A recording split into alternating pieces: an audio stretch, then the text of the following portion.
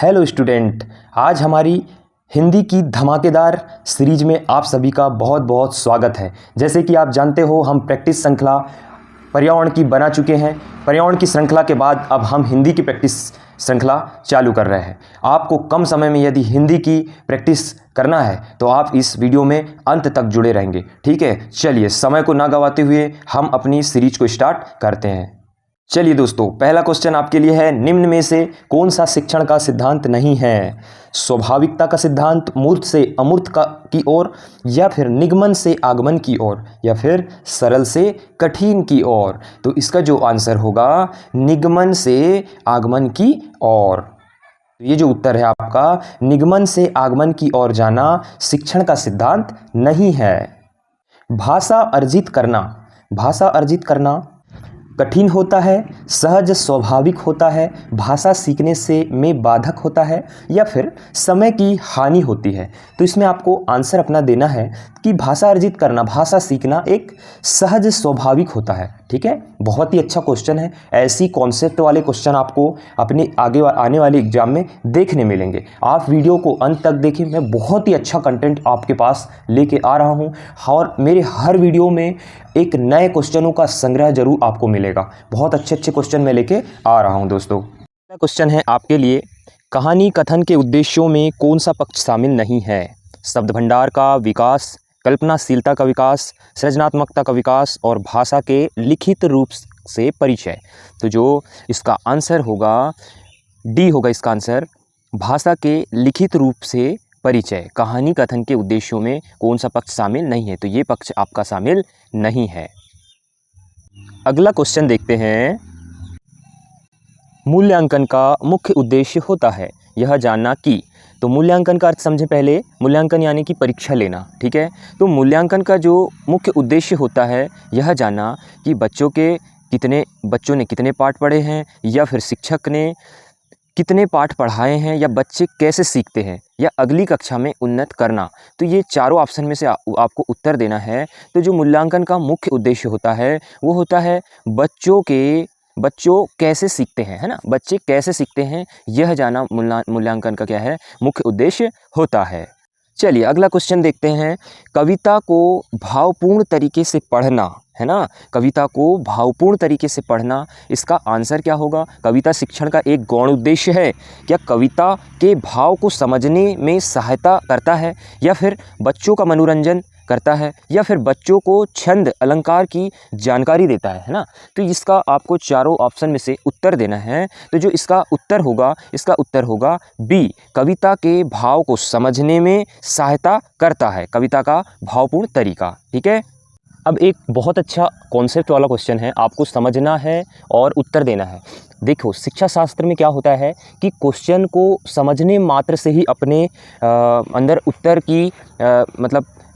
उत्तर को देने की क्षमता जागृत हो जाती है ना। जैसे कि हम पढ़ते हैं अगला क्वेश्चन, लिखित कार्य की जांच में बच्चों की सहायता लेने से।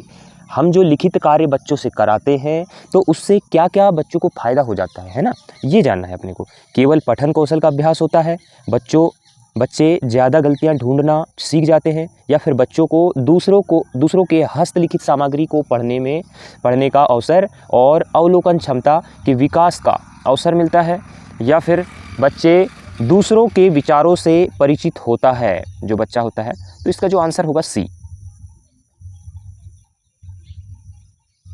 इसका जो आंसर होगा सी, बच्चों को दूसरों के हस्तलिखित सामग्री को पढ़ने का अवसर और अवलोकन क्षमता के विकास का अवसर मिलता है। कभी भी शिक्षा शास्त्र में एक छोटी सी ट्रिक है कि जब बड़े ऑप्शन आ जाएं तो उनको आपको ध्यान से पढ़ना है, समझना है, उसके बाद उत्तर देना है। क्योंकि अधिकतर क्वेश्चनों में क्या होता है, बड़े ऑप्शन ही उनके उत्तर होते हैं, है ना। ठीक है, ये छोटी सी एक ट्रिक है। ये कहीं ट्रिक लागू हो भी सकती है और नहीं भी हो सकती है, इसलिए मैं अपनी धारणा के अनुसार बता रहा हूँ कि बड़े ऑप्शनों को थोड़ा ध्यान से पढ़कर आपको उत्तर देना है। अगला क्वेश्चन देखते हैं, भाषा विकास का द्वितीय चरण निम्न में से कौन सा है? तो बोलना है, पढ़ना है, लिखना है, सुनना है। सबसे पहले हमें 4 कौशल याद कर लेना है, सुनना, बोलना, पढ़ना, लिखना।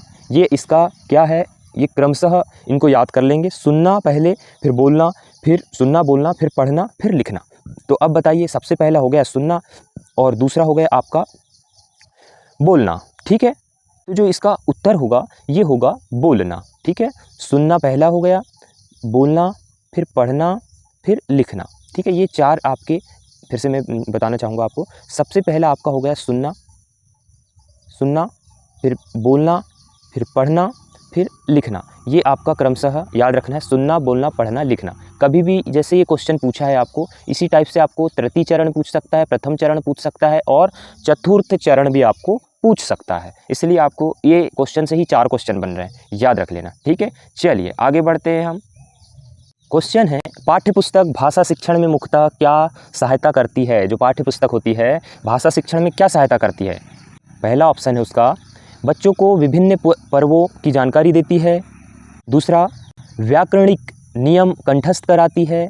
या फिर तीसरा, भाषा की विभिन्न घटनाएं प्रस्तुत करती है। या फिर चौथा, बच्चों का आकलन करती है। तो जो इसका उत्तर होगा सी, भाषा की विभिन्न घटनाएं प्रस्तुत करती है। ठीक है, चलिए अगला क्वेश्चन जो ले रहे हैं हम, ये व्याकरण से ले लेते हैं। निम्न में से भारतवासी शब्द में कौन सा समास है? भारतवासी, आपको पहले वर्ड को समझना है। आपने जब समास पढ़ लिया है पूरा, तो आपको वर्ड पढ़ते से ही आपको समास क्लियर हो जाएगा कि ये कौन सा समास है। भारतवासी कौन सा समास होगा? तत्पुरुष समास होगा। इसका जो विच्छेद होगा, भारत का वासी। निम्न में से उपर्युक्त पंक्तियों के रचयिता का नाम बताइए। तो जो पंक्ति आपको मैं बताने जा रहा हूँ, उपर्युक्त पंक्ति ये है। चलिए पढ़ते हैं। ये देख पा रहे हैं आपने, इतना आदर इतनी करुणा सम्मान, प्रथम दृष्टि में ही दे डाला तुमने मुझे अहो मतिमान। मैं अपने झीने आंचल में इस अपार करुणा का भार, कैसे भला संभाल सकूंगी उनका वह स्नेह अपार। लख महानता अपनी पल पल देख रही हूँ अपनी ओर, मेरे लिए बहुत थी केवल उनकी तो करुणा की ओर। तो ये जो पंक्ति आपने पढ़ा, ये कहा था सुभद्रा कुमारी चौहान ने। किसने कहा था? सुभद्रा कुमारी चौहान इसकी रचिता हैं। अगला क्वेश्चन लेंगे हम। निम्न में से कौन सा शब्द करुणा का पर्यायवाची नहीं है? उदारता, दया, निष्ठुरता या सहानुभूति। ऐसे ही आपको पर्यायवाची थोड़े कठिन टाइप के पूछ लेता है ना, तो पर्यायवाची को भी थोड़ा ध्यान से पढ़ेंगे। तो इसका जो आंसर होगा, कौन सा नहीं है पर्यायवाची? ये निष्ठुरता नहीं है। करुणा का उदारता, दया, सहानुभूति, ये तीनों होंगे पर्यायवाची, परंतु निष्ठुरता इसका पर्यायवाची नहीं होगा। मित्रों, ऐसे ही मैं आपको बहुत अच्छे क्वेश्चन दिए जा रहा हूं। आप मेरी वीडियो में अंत तक जुड़े रहें, बहुत मज़ा आने वाला है, बहुत अच्छी प्रैक्टिस आपकी हो जाएगी। ठीक है, अच्छे क्वेश्चन मैं छांट करके लाया हूं, जो ऐसे क्वेश्चन हैं जिनके अनुसार आप देख करके समझ सकते हो, दूसरे क्वेश्चनों की दिमाग में अनुभूति लगा सकते हो, कि कॉन्सेप्ट लगा सकते हो कि इसी टाइप के क्वेश्चन आया है और हम कर सकते हैं, है ना। तो चलिए अगला क्वेश्चन देखते हैं। दोहे और रोले को क्रम से मिलाने पर निम्न में से कौन सा छंद बनता है? तो दोहे और रोले को मिला लेने से क्या बनने वाला है आपका? ये आपने अगर छंद पढ़ा है तो इसका उत्तर आप दे पाएंगे। इसका जो उत्तर होगा ए, कुंडलियाँ। ठीक है, अगर मैं जब आपको क्वेश्चन बताता हूँ उसके पहले ऑप्शन जब बताता हूँ तभी आप अपना उत्तर सोच लिया करना। ठीक है, अगला क्वेश्चन देखिए। भाषा की कक्षा में समाचार पत्र पत्रिकाओं का उपयोग यह सुनिश्चित करता है। क्या सुनिश्चित करता है? चारों ऑप्शन आप देख पा रहे हैं। शिक्षण सामग्री का उपयोग हो रहा है, या फिर बच्चों की भाषा पर समाचार पत्र पत्रिकाओं का प्रभाव पड़े, या बच्चों को मुख्य शीर्षक याद रहे, या फिर बच्चे प्रमाणित लेख, समाचार आदि अपनी प्रतिक्रिया देने की क्षमता रखते हैं। तो जो इसका ऑप्शन आपने सोच लिया होगा उत्तर, तो जो इसका उत्तर है ए, शिक्षण सामग्री का उपयोग हो रहा है।